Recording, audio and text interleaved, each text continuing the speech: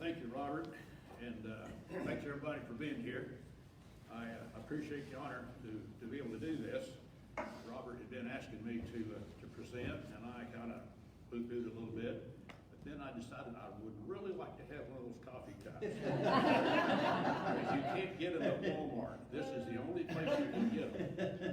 So I thought, okay, I can do that. I'm going to give you a little bit of history into this process, how I got here, and throughout the years, I'm always getting questions from people about how did you do this, why did you do that. So I've incorporated a lot of that into my speech. Feel free to ask questions, hold your hand up. I'll try not to take a bid when you hold your hand up. But feel free to ask questions, stop me anywhere along the way. First off, be real honest. I'm going to be honest with you, you be honest with me. When you hear of auctions, what is it? What do you think? What's your perception of auctions? You're surely not asleep. Do you think it's junk? Do you think it's fire sales? Or what's your perception of auctions? Sure, you have opinion. You think you're going to get a good deal. It's deal. not always true. That's right. Anybody else? Any perception? Half good, half junk. Half good, half junk. Okay. Now that's kind of what a lot of people think. And some of that's true. Auctions are the second oldest business. I'm not going to tell you what the first one is. But the auction business is a $206.7 billion business. $206.7 billion business. And it was up 6.8% last year. It grows fastest in the real estate industry. Real estate at auctions is your fastest growing part of the auction business. Auctions are the best method, the best way to convert assets to cash. Quick, fast, easy, quick way. Auctions are a good business in good times and bad times. Economic times doesn't affect the auction business. Now, I've got a 3-hour presentation. Robert said I had 30 minutes, so I'm going to have to talk. I'm going to talk fast if you will listen fast, okay? People are always asking me, well, how did you get into the auction business? Well, ever since I can remember, I was this tall, I went to auctions with my dad. We never could afford anything new. Hold on 1 second, Mayor. I got people telling me audio isn't good. Oh, okay. Not you're not good, just audio. I'm gonna make sure this is working. Okay, go ahead. All right, give that a try. So we never could afford anything new. Every stick of furniture we had in our house came from an auction. We went to cattle auctions. We sold cattle at auctions. We bought all of our furniture at auction, everything. I've just been to auctions all my life. And so I'm very familiar with it.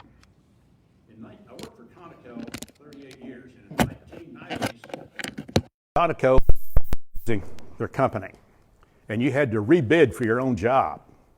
Well, I was over 40 years old, and in that business, at that age, you're a target. When you're over 40 and they're doing cutbacks, you're a target. So I thought, I better have a way to buy groceries. So I went to auction school and real estate school and started my business. Now, I figured if I start auction business, I don't have to have a storefront. I don't have to have inventory. I don't have to have any employees. All I got to do is have a truck and a big mouth. All right? And that's kind of how I got started. I joined the National Auctioneers Association and the Oklahoma State Auctioneers Association because they have great training programs and continuing ed, things of that nature.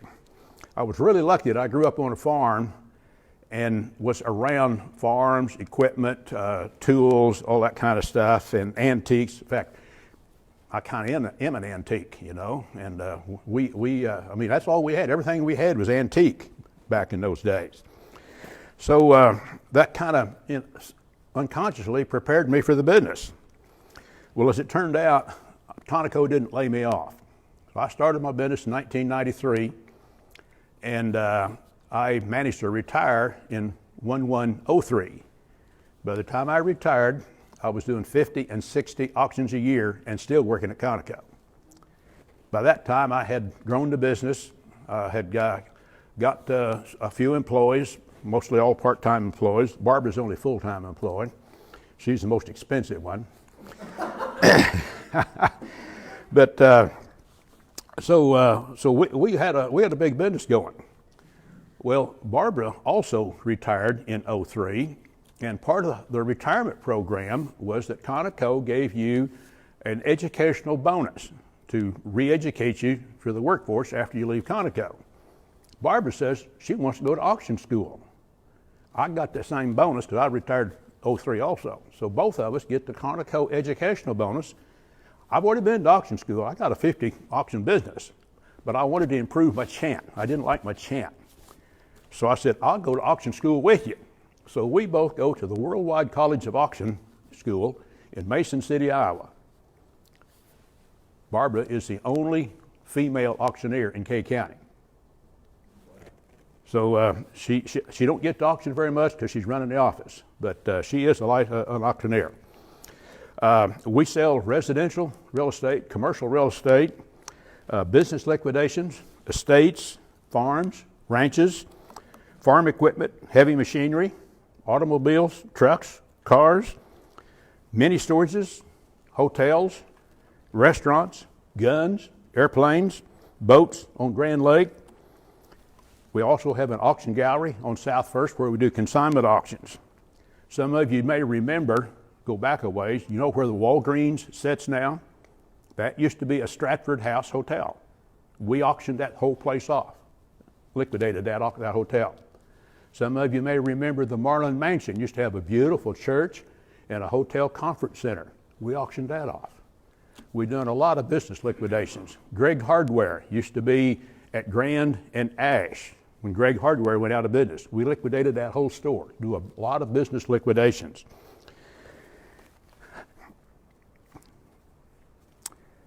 We do a lot of work for attorneys and banks. A lot of repeat business. I've done, one attorney had me do his mother's estate. I sold his mother's house and all of her personal property. I've had realtors call me to auction off their listings that they couldn't sell. I can sell them. One time I sold a commercial property, and after I sold it, the realtor called me up, the broker called me up, and he says, "Did you sell that property?" I said, "Yeah." And he says, "Well, congratulations." He had it listed for 5 years and never could sell it. I sold it in 7 minutes. Auctions work. The big guys do multi-million-dollar auctions. They do golf courses, hotels, condominiums, racehorses. I mean, million-dollar racehorses, things of that nature. They're big. I've got a friend in, I think it's Tenor, Louisiana, does $100 million a year in his auction business. I call it a sleeper business because a lot of people think, well, poor old Homer out there selling junk trying to make some money. It's a sleeper business. It's an unbelievable business. This Saturday, I will do my 1,148th auction. I've had the contract for OSU for 21 years, 22 years starting next month. November the 21st, 10 days ago, I did my 97th auction for OSU. We've done auctions for OSU Stillwater, OSU Tulsa, OSU Tulsa, the Orthopedic Center, OSU Oklahoma City, OSU Okmulgee, Muskogee, Warner. We've done OSU auctions all over the state. It's been a very good client. We do a lot of repeat auctions. Businesses, people, clients that have us come back and do our second or third auction for them or their family or whatever. We do a lot of charity auctions, about 3 to 9 charity auctions a year. And I'd say charity benefit auctions, fundraisers. Some of those we have done are the Lions Club, churches, Chamber of Commerce, Kiwanis, the Elks Lodge, Hospice, Ducks Unlimited, United Way, Pioneer Tech Center, the Art Center, All Fired Up, Community Health Foundation. I've sold a lot of cinnamon rolls for $100 a dozen. I've sold a lot of homemade bread for $100 a loaf. It's kind of fun doing that. Now, in this business, you get into some real predicaments. I'm going to tell you, people will lie to you. You may not believe that. People will lie to you. They call me up, they want me to sell grandma's estate, my mama's estate. So I go in the house and they say, we're going to sell everything in here, everything. Okay, I inventory it, I advertise it, we go in to set it up, come in auction day, and I'm looking around and I say, well, where's that Buick? Well, my grandson wrecked his car, so I gave it to him. Well, that ain't going to work because I got somebody driving up from Oklahoma City to buy that Buick, and it ain't here. And he's going to be torqued. I'm guilty of false advertising, called bait and switch. That happens a lot. It might be something small, it might be something big, but people, I don't know. I don't understand people. People are crazy. I don't understand a lot of things. I got a lot of stories I'm going to tell you as I go through here. There's a fellow grew up in Ponca City, became attorney, and went to Denver, a practicing attorney in Denver. Dad dies in Ponca City. So we're going to sell the land, the tractors, the farm equipment, and a Caterpillar scraper. If you know what a scraper is, it's like a bulldozer, but it's a scraper and it hauls dirt. Caterpillar scraper. So we advertise this, have a great auction. We come to this scraper, I sell it to the high bidder. The high bidder is 4 Texas boys. 4 boys with Texas hats and Texas boots. They get up at 3 o'clock in Amarillo, Texas that morning to drive to Ponca City, America to buy this scraper. They're the high bidder. This Denver attorney says, nope, not enough money. I said, why not? He says, got a brand new motor in it. Okay, we advertise new motor. He said, no, it's worth more than that. Well, these guys from Texas aren't too happy. We're going to negotiate. Why not? 4 of us drove in from Texas this morning to buy this thing. We're going to take it back. Got this semi with this low boy trailer to haul this scraper back. I said, well, you guys negotiate, I got to keep on going. So they negotiate, and they never did a deal put together. They're looking through the paperwork. They find some paperwork over here on this Caterpillar scraper. That new motor was 30 years ago. 30 years ago. This Denver attorney misrepresented me. People will lie to you. You got to be, people are crazy. I can tell you all kinds of stories. Almost every auction has some kind of a story. I like grudge auctions. You know, the family's all lovey-dovey and hunky-dory family until mom and dad die, and the family splits. I can tell you all kinds of stories. I've been subpoenaed to court many times. Half the family's over here and half the family's over here, and I'm selling their stuff. And they're glaring at each other, you know. Well, they all want the money. They don't want nobody else getting money. Happens a lot. I had a deal where I sold some land. The buyer and the seller are neighbors. The buyer and the seller go to church together, but we get in a lawsuit over this land. Crazy, crazy. I'm subpoenaed to court. I do my due diligence. I get my paperwork. I've got it all filled out. I take a copy to the judge, a copy to the prosecuting attorney, a copy to the defense attorney. We do our thing. We do my court. I go on my way. After that, both prosecuting attorney and defense attorney have called me to do auctions for their clients. Good deal. I can handle that. There's a family here in town. He worked at Conoco. Both of them, him and his wife, retired. He had a lot of money. He used to come to my auctions and buy really good antiques. I mean, he was a discreet buyer. Buy good antiques. Well, mom and dad both die. The 2 girls, the 2 daughters, never did really get along. So they both hire an attorney. Oh, you know. So we're fighting over mom's estate. Well, somehow a third attorney gets involved, and guess what happens? Most of their money went to the attorneys. Not much left for them to fight over because they pooped it all off. People are crazy. I'm trying not to say stupid. It's amazing. One time I subpoenaed a court for less than $1,000 over something in Mom's. Crazy. Now, people ask me a lot of times, feel free to ask questions. Sometimes people will say, what is the most unusual thing you have ever sold? Well, how about fruit jars full of dryer lint? Any idea what that's for? They tell me that is great charcoal starter. Put that in your camping packet. I don't know. That's what they tell me.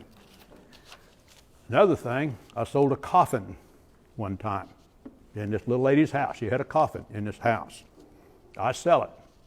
The guy that buys it makes a car out of it. He puts a Chevy engine in it, puts 4 wheels under it, and makes a car out. I got a picture in my phone. It's the darndest thing you ever saw. It's the coolest thing you ever saw. Unbelievable. In our contracts for OSU, we have sold the OSU car wash, x-ray machines. We sold the Gallagher IBA basketball goal, the Gallagher IBA scoreboard. We sold diesel engines brand new in a crate. We sold garbage trucks, 80-foot man lifts, lab equipment, centrifuges, environmental chambers, microscopes, computers. The 21st, 10 days ago, I sold 245 laptops for OSU. I sold about 40 pallets, I'm talking pallets, of computers, printers.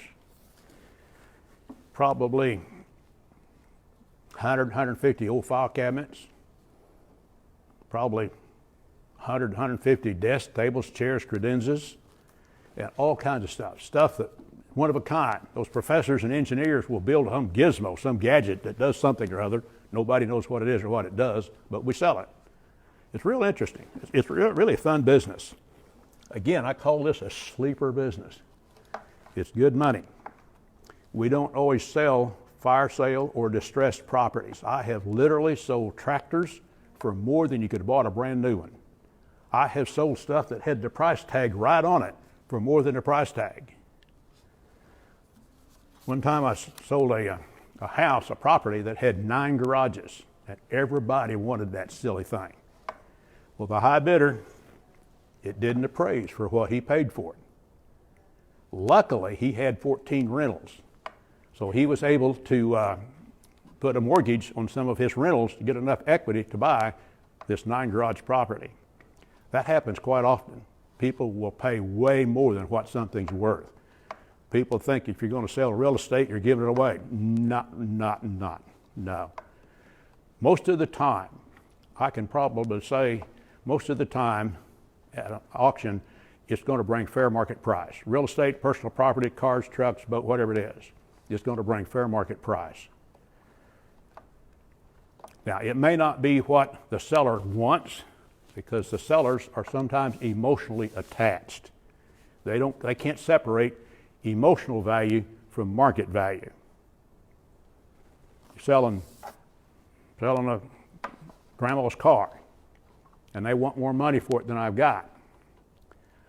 I can't help it because you kissed your first girlfriend in the back of grandma's car, and you're emotionally attached. That's not market value. So it's very interesting business. Folks think we sell junk. We do sell some junk, but we sell a lot of high dollar, first class property. Let's see.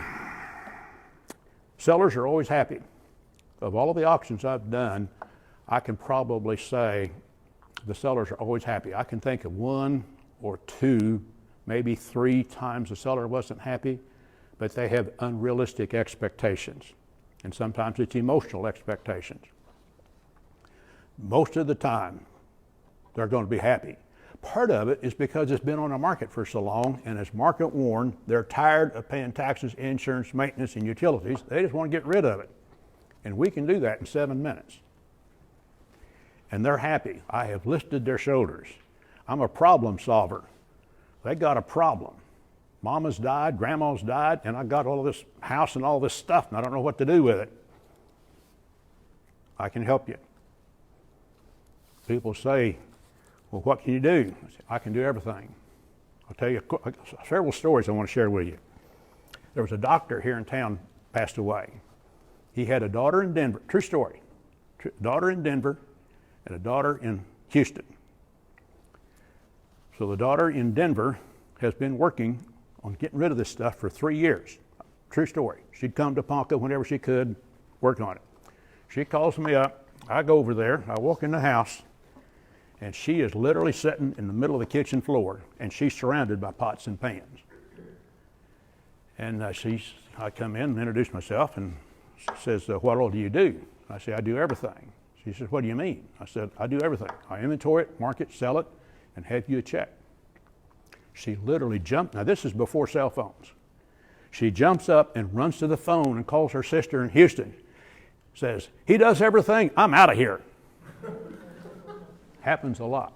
I tell people every day, there's 2 things you need to do. One's to call me, and others hold your hand out for the check. I take care of everything in between. They smile, they laugh. Really? You do all that? You betcha. Turnkey service. A lot of the stuff we sell on Saturday, you can go to the flea market on Sunday and see it at the flea market with a different price on it. I have several clients that make their living on eBay. They buy stuff at auctions and flip it on eBay. Several.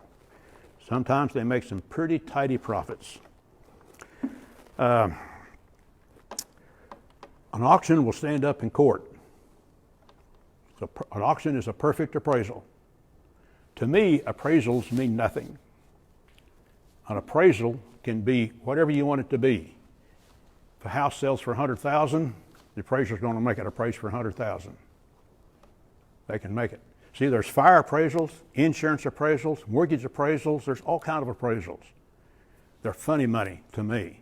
An auction is a perfect appraisal because it's only worth what a buyer and seller are willing to pay and negotiate. I told Barbara one time, I said, I can't wait. I want to do $1 million auction. Someday I want to do $1 million auction. Sure enough, we got one. $1.41 million. Go on Highway 60 to I-35. You know the new Valero station on the south side? We sold 160 acres behind that station. Across the road on the north side is the Oklahoma Department of Transportation warehouse. We sold 160 acres behind that. And we sold another 160 acres on the other side of interstate. $1.41 million. Now, here's the funny part of that transaction. It's in an estate. Half of it goes to his husband and wife, and half of it goes to these 2 brothers. Funny as it may be, the husband and wife hire a local attorney. And as funny as it may be, the 2 brothers hire a local attorney. This attorney calls me up to represent his husband and wife in selling this property. The brother's attorney calls me up to work for his clients and sell this property. Both attorneys called me to sell the same property. I was happy to do it for $1.41 million. A good payday. Crazy things happen in this business. We've sold auctions from Salina, Kansas to Coffeyville, Kansas, Ark City, Tulsa, Pawnee, Fairfax, Pawhuska, Shawnee, Oklahoma City, Enid, Medford, Blackwell, Ponca City. We've been all over. You ring, I run. Phone rings, I run. Got a call yesterday. I got an auction this Saturday. I get a call yesterday. Now, I get a lot of telemarketers wear me out. Area code 702, Las Vegas. Telemarketer. No. This dude leaves me a $7,000 absentee bid on a piece of property I'm selling Saturday. Crazy. Never seen it. Crazy. I get a call yesterday morning from an out-of-town attorney, Blackwell. He says, I have a client here that has a mortgage and he's wanting to pay it off. I need to know what the payoff is. I said, okay. So this guy don't have a nickel to his name. He's living on Social Security. I said to the attorney, I said, I don't know where he's getting the money. He said, he don't have a nickel to his name, so how's he going to pay off this property? Attorney says, I don't know. He found some money somewhere because he wants to pay off this property. I said, okay. Now the funny thing is, he's probably going to pay that attorney $1,000 or $2,000 to pay off this mortgage. Had he had called me, in 15 minutes, I could have prepared a quitclaim deed, took it to the courthouse, and at $25, it was his. Quitclaim deed and $25, and I could have transferred that property. But he thinks he's smarter than I am, see? So he goes and hires an attorney. Whatever. People are crazy. Now, one time we were doing an estate auction out here on Lake Road, and we're in the kind of a living den. I guess it was kind of a den. They had closed in the garage and made a den, had a nice fireplace in it, and we got 15 or 20 people in the room, and we're selling furniture out of that room. And all of a sudden, everybody screams. The floor fell in. The whole floor went boom. All of us fell down 18 inches. Nobody fell, nobody got hurt, nothing happened, but it scared the heck out of everybody. What happened, it was a do-it-yourselfer, closed in the garage, didn't know how to build a floor joist, and that much weight it gave away. Funny things happen at auction. It's crazy business, crazy business. Lots of stories I can tell you about auction business. Now, part of the auction business is appraisals. It's not part of it, but a lot of auctioneers become appraisers because auctioneers are subpoenaed to court or contracted many, many times to do appraisals on property because we sell so much property, we know the value of it. And again, it'll stand up in court. I've had some real interesting appraisal experiences. About a month ago, I get a call to go down southwest to Stillwater and do an appraisal. Personal property. I drive in, really nice new house, and here's him and her. I tell Barbara, uh-oh, this don't look good. Him and her, boy, they're at it, you know. They're going at it. She comes over to the truck and she says, you probably just as well leave. She said, we're not getting along. She said, we're not going to do an appraisal today. She said, we've already called the sheriff. He's going to be here in a minute. I look in my mirror, here's 2 sheriff cars. A bunch of deputies get out, and they go over there and they're trying to quell this couple down. You know, I don't know why they're getting a divorce. I don't know who found another sweetie. I don't know what the deal is. Sheriff deputies get them quieted down. Finally, the sheriff comes over and tells me, he said, you just as well leave. He said, we're not going to get anything done today. Well, earlier this week, the attorney calls me. I go back to do the appraisal. Another time, I'm doing an appraisal. I don't know why these attorneys call me to do appraisals, but every one of them has been representing the lady. I don't know why that is. Works for me. I'm doing an appraisal for a farm family. I go out there, and the attorney tells me, he says, now this guy is big and rough and mean and mad as a hornet. He said, you better be careful. Don't turn your back on him. So I go out there, and here's this cute little gal, and here's Bubba. And Bubba's buddy, beer drinking buddy. I mean, they got their eye on me. They're watching every move I make. I'm packing heat because the attorney told me to be careful. I'm packing heat. She leads me around, shows me what to appraise. I got a $1,000 recorder here. See, I'm recording everything as I go. We appraise everything there. She gets in her truck. I get in my truck. Bubba and Bubba too get in his truck, and we go to the next farm. We go around, she leads me around, and I appraise all of that. Tractors, trucks, balers, hay bales. Boy, he's right on me. I mean, he's right on my tail. every bit of the way. We go to the next farm. She gets in her truck, my truck, Bubba and Bubba too. We go to the next farm. He's on my tail, I mean, every step of the way. I do my appraisal, send it to the attorney, life is good. All kind of crazy stories. I did an appraisal here probably 3 months ago, and I drive in, and the lady says, you better hurry. She says, my husband's on his way here, and she says, you only got a couple hours. She said, you have to get this done and get out of here before he gets here. Well, I was talking fast. I speak into my $1,000 recorder, do my appraisal, get gone, type it up, send it to the attorney. Well, that's good. If you think it's expensive to hire an auctioneer, a professional auctioneer, wait till you hire an amateur. I sometimes tell people they want to know what you charge. I say, well, we kind of work for free, really. Because I will make you, most of the time, not always, most of the time, I will make you more than enough money to pay my commission. I've had people want to do their own sales. They want to do this, they want to do that. They don't want to pay an auctioneer's commission. They got it upside down. They don't realize I can make them more money than they can, by far. Any questions? Mayor, Yes. I just want to make a comment. When my mom passed away, my sister and I and all the grandkids went in and we took what we wanted out of the house, and it was still just packed.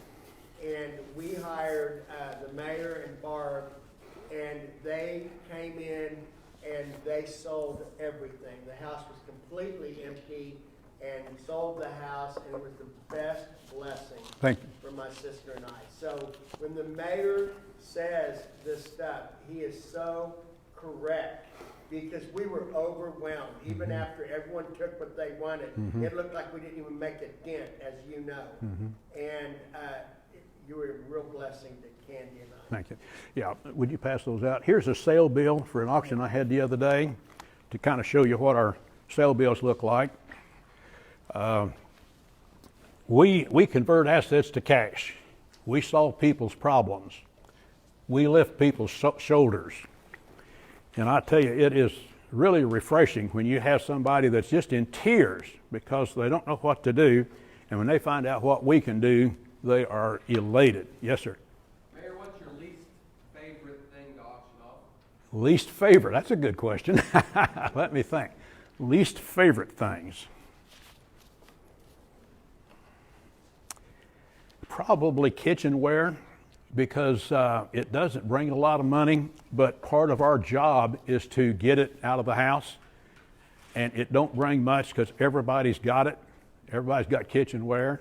There'll be a few things, special things that'll sell out of it, but it costs me a lot of labor for my guys to go through, box it all up, carry it out on the table, and then we try to sell it. And we have a lot of that left over. We call not hospice, we call seroptimists.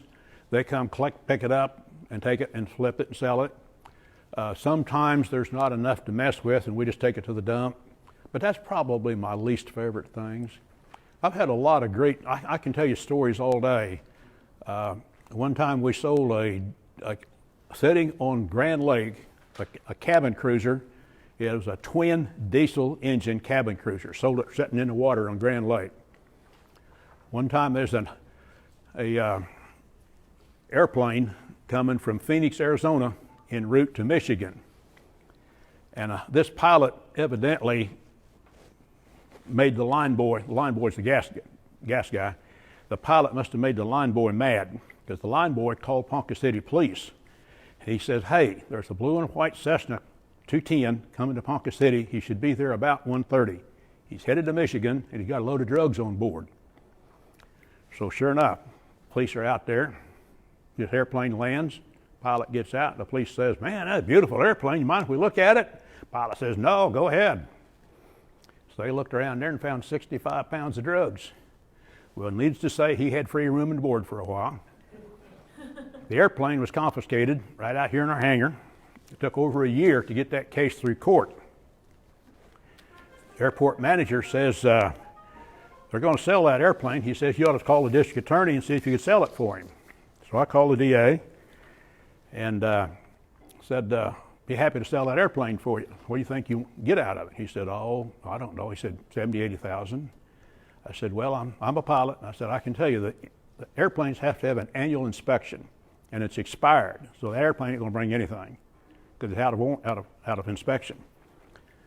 I said, I will pay to have it inspected, get the annual inspection, if I can auction it off. He said, okay. So I fly the airplane to the mechanic. I spend $3,800 to get it inspected. I advertise this thing. I have a pilot come in from Anchorage, Alaska to buy this stupid thing, and he didn't get it. Somebody else bought it. It sold for $135,000, made the front page of the Ponca City News. I can tell you all kinds of stories. OSU, these boardroom decisions, I love boardroom decisions. Somebody at OSU makes this boardroom decision that they're going to do away with their print shop. They're going to contract out all the print work. So we liquidate the print shop. I mean a huge state-of-the-art print shop. Every kind of print machine you can think of. I had buyers. This is honestly, everything I'm telling you is the honest truth.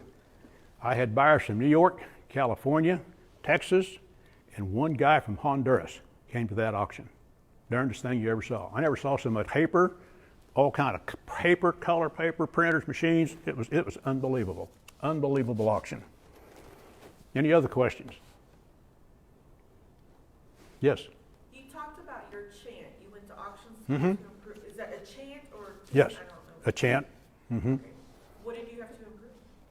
Do what? What did you have to improve? Well, there is a competition in this business.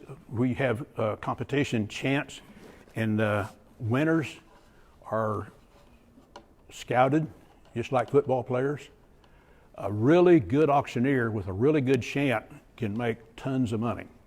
I have a friend that works for Ritchie Brothers. They sell yellow iron to bulldozers and scrapers, stuff like that. A bilingual auctioneer is really valuable. But the chant is what most people think of as an auctioneer. There's a lot of business to it, a lot of business, as you can imagine, administrative part of it. But I didn't like my chant, because I had entered some bid calling contests, and I had gotten the top 10, but I never could win one. And I wanted to improve my chant. So that's the reason I went to auction school with Barb, to try to improve my chant. I don't think it helped me that much, because I had already been in the business so long, you can't teach an old dog new tricks. But that's basically what it was. Yeah. Any other questions? What can we do for you? What can you do for me as a business? Referrals. I can help your friends, your neighbors, your relatives. I can help them, just like Rich said. We solve problems. We convert assets to cash. So any referrals, anybody that has the need for auction services, and I'm talking anything, we sell anything, and we can convert assets to cash. So educate people about the auction business. It's not what people think it is. Auction started back 500 BC. They used to use the auction method to sell their daughters for brides. They used to use the auction method to sell slaves. So it's a very old business. Auction method was used to sell the leftovers from wars. I think the Roman Empire was liquidated by auction. It's an old business, an old profession, but it's a very lucrative profession because people don't understand and comprehend. I'm not going to, at the risk of bragging, 2 weeks ago, I walked out with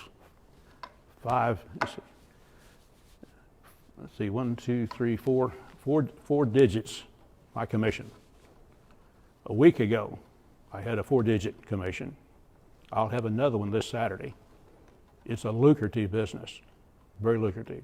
I have a lot of friends that have made big bucks. I mean, I'm a little guy, but the big guys make millions and millions selling, like I say, golf courses and condominiums and liquidate big businesses and stuff. It's a very lucrative business in the big world. I'm in Ponca City, America. After I started my business, 5 years after I started my business, I had dominated K County, this area. I was doing more auctions than all of the other guys put together. And I have continued to do that for 25 years. I'd like to retire, but the phone rings, I run, because there's money on the other end of that phone. But it's a sleeper business, because people don't comprehend and understand and know what that business is. It's a really interesting business. And I can tell you all kinds of stories about things that happened at auctions and the appraisals. The appraisals are really interesting. You know, it's just a sideline business, but it goes along with the auction business because we're considered to be expert witnesses. We're subpoenaed to court as expert witnesses for bankers, attorneys, for estates, business liquidations, whatever. But yeah, just educate the public, educate the people that it's a very, very, very good business, and we make people's lives simple, make them happy. Good question. Robert, thank you very much.